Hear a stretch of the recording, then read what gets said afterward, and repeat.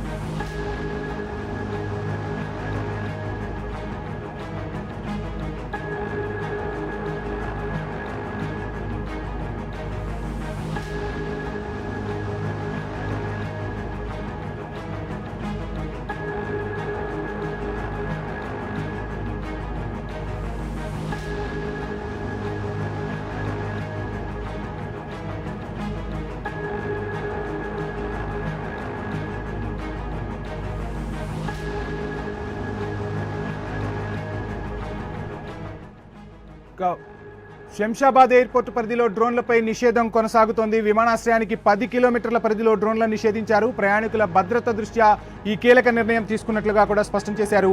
June 9 వరకు నిషేధాజ్ఞలు అమలులో ఉంటాయని స్పష్టం చేశారు సిపి అవినాష్ మహంతి.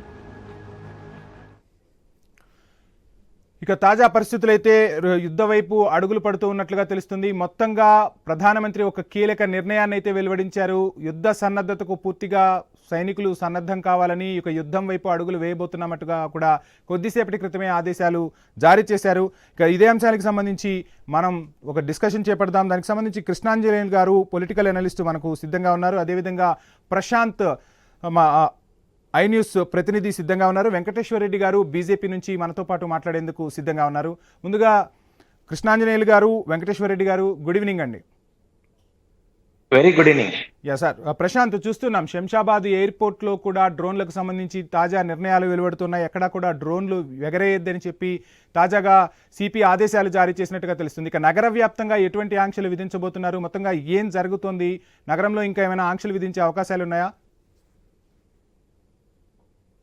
ఎస్ పవన్, ఈ భారత పాక్ యుద్ధ నేపథ్యంలో ఇటు భారతదేశంలోని ప్రధాన నగరాలను హై అలర్ట్ చేసింది కేంద్ర ప్రభుత్వం. దానికి అనుగుణంగా రాష్ట్ర ప్రభుత్వాలు కూడా అటు హై అలర్ట్ ను ప్రకటిస్తున్నాయి. అందులో భాగంగా మన యొక్క హైదరాబాద్ నగరాన్ని కూడా ఇప్పటికే అటు సిపి ఆనంద్ కావచ్చు, ఇటు రాచకొండ సిపిలు ఇద్దరు కూడా ప్రత్యేక హై అలర్ట్ జోన్ ను ప్రకటించారు. ముఖ్యంగా శంషాబాద్ ఎయిర్పోర్ట్ సుదూర ప్రాంతాలనే 10 కిలోమీటర్ల వేరియేషన్ లో ఎలాంటి డ్రోన్లను ఎగిరేయకుండా నిషేధ ఆజ్ఞలు విధించారు. మరోవైపు నగర కమిషనర్ సివి ఆనంద్ కూడా ఎలాంటి బాణసంచాలు కాల్చకుండా నగరంలో నిషేధాజ్ఞలు విధించారు. బాణసంచాలు కానీ, ఎలాంటి పేలుడు పదార్థాలను కానీ, ఇలా ఎలాంటి ఉత్సవాలు పండుగలకు సందర్భంలో వినియోగించేటువంటి బాణసంచకు సంబంధించినటువంటి ఎలాంటి పేలుడు పదార్థాలను కూడా నగర వ్యాప్తంగా కూడా బ్యాన్ చేశారు. అదేవిధంగా శంషాబాద్ తో పాటు ప్రధాన జన ఆవాసాల పైనటువంటి ఈ డ్రోన్లు కావచ్చు, కెమెరాలు కావచ్చు ఎగిరేయకుండా నిషేధాజ్ఞలు విధించారు. మొత్తానికైతే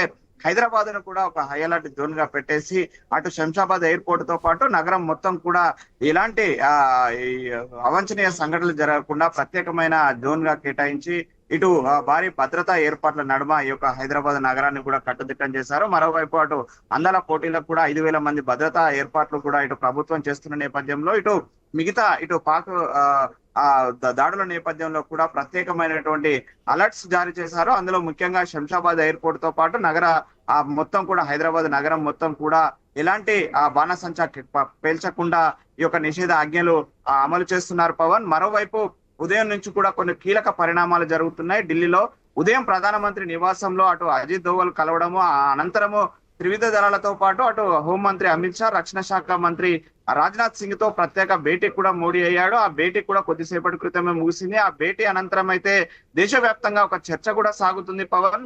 ఎలాంటి కీలక పరిణామాలు చోటు చేసుకున్నాయి, ఎలాంటి నిర్ణయాలు తీసుకున్నారు, ఆ నిర్ణయాలను ఎలా ఎగ్జిక్యూటివ్ చేయనున్నారు, ఈ యొక్క దేశానికి సంబంధించినటువంటి ప్రశాంత్,